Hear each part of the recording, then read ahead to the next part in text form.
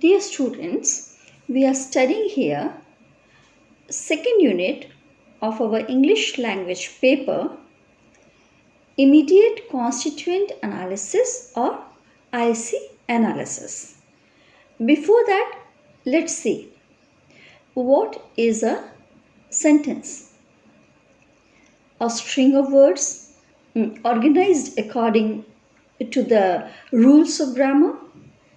We may say when group of words are arranged according to grammatical rules, they are well-formed sentences. Otherwise, they are ill-formed sentences. Ungrammatical sentences are ill-formed sentences. These group of words that act together to form a unit is a phrase, is a constituent. You can also understand this as a word or group of words that function as a unit and make up larger grammatical units is constituent. Types of constituents may be verb phrase, noun phrase, prepositional phrase, adjective phrase. Examples of noun phrase are as Mita, the girl, the clever girl, the beautiful girl in a red dress. Such phrases, when formed, follow certain structure rules. Now let's understand noun phrase. Mita is a noun. It's also a noun phrase. Other example, the clever girl. Or before that, let's talk about the girl. Here you see the is a determiner and girl is noun. The girl. Next, the clever girl. Here you see the determiner, clever adjective, girl noun. We have a long phrase here now, as in the girl in a red dress. Again, the determiner, girl noun, in a red dress. This is prepositional phrase, which is represented as PP. So we see that the structure for noun phrase is determiner, adjective, noun, prepositional phrase. Now these determiners, adjectives, prepositional phrase, they are all optional. They may or may not be present, but if they are present, they follow this sequence. What is prepositional phrase? You may understand this as preposition with a noun as a single unit is a prepositional phrase. Such chunks as in the office, in the office. In we know is a preposition. The office is a noun phrase. So see the structure of the prepositional phrase PP. It is preposition, that is P, and then the office, which is noun phrase. The determiner and office is noun. Similarly, on the table or after the dinner. Here you see on and after, they are the prepositions.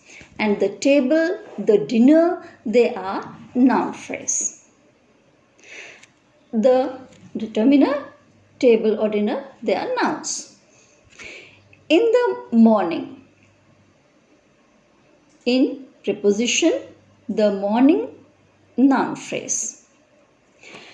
At exactly 9 o'clock. Again, at is preposition, rest noun phrase. The third day of the month. Of the month, here is prepositional phrase. Of is a preposition and the month is a noun phrase. Coffee with milk and sugar. With milk and sugar is a prepositional phrase. With is preposition, milk and sugar is a noun phrase. So the structure for prepositional phrase, as you notice here, is P and NP. Now we have structure for noun phrase, we have structure for prepositional phrase. Noun phrase is determiner, adjective, noun and prepositional phrase. The structure for prepositional phrase is, as you notice here, P, NP. And then we have VP. Hope this is clear so far. Now focus on this. Every phrase I say has a specifier, a head and a complement. I will explain this further. Head. The head of the phrase is the lexical category. That is, if it's NP, then the head is the noun. If it's PP, then the head is preposition. In VP, head is a verb. It's clear, I think. Now specifier. Specifier, you can say, is a word or several words which qualify or determine or specify the head, such as a, the, my, this, that, those, every, some. Intensifiers like very, much, quite. NP, VP, PP, they can have only one complement. Now this will be clear to you with an illustration. Look carefully. See the noun phrase. The girl in a red dress. We branch it as you see here, the is a determiner. This is specifier. Girl is noun. So in this noun phrase, girl is the head of this noun phrase. Then we have a prepositional phrase, in a red dress. Now this prepositional phrase is complement of the head, that is girl. In the PP, Look very carefully. Focus here. In the red dress.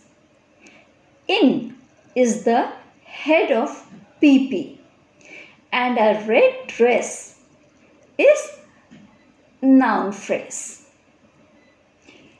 In the red dress.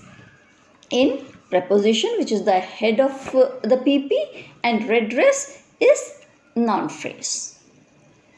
Now just replace N with X. This X can be noun, it could be verb, preposition or adjective. So far we have studied phrases which can be represented as XP or X double bar. Understand this.